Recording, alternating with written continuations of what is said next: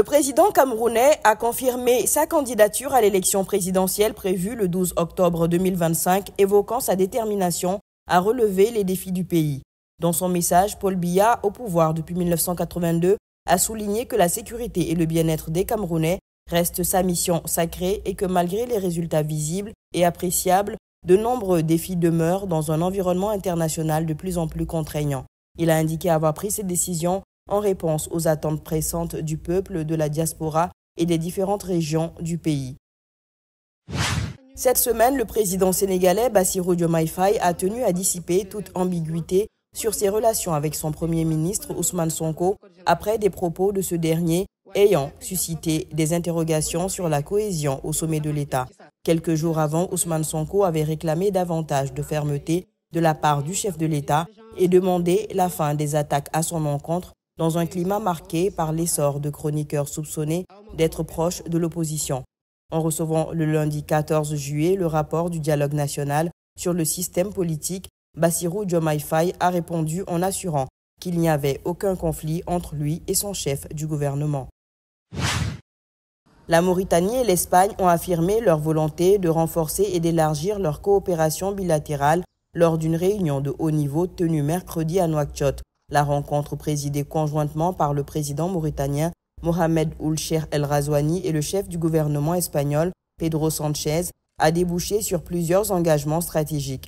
Pedro Sánchez a qualifié la relation entre les deux pays de plus ambitieuse parmi les partenariats bilatéraux de l'Espagne, soulignant l'élargissement de la coopération à de nouveaux domaines tels que l'économie, la migration, la sécurité, l'entreprise et la culture. Il a notamment salué l'ouverture d'une antenne de l'Institut Cervantes à Nouakchott. L'armée française a mis fin jeudi 17 juillet à sa présence militaire permanente en Afrique de l'Ouest et centrale lors d'une cérémonie solennelle et historique à Dakar, où elle a officiellement restitué ses 2 dernières installations militaires françaises au Sénégal. Ce retrait français amorcé ces dernières années intervient alors que la région du Sahel est confrontée à des attaques djihadistes croissantes et très meurtrières au Mali, dont une récente survenue tout près de la frontière sénégalaise, au Burkina Faso et au Niger. La cérémonie de restitution a eu lieu à Dakar, qui accueillait des troupes françaises depuis son indépendance en 1960. Le retrait français avait été entamé en mars et plusieurs installations avaient déjà été restituées depuis début mars par l'armée française.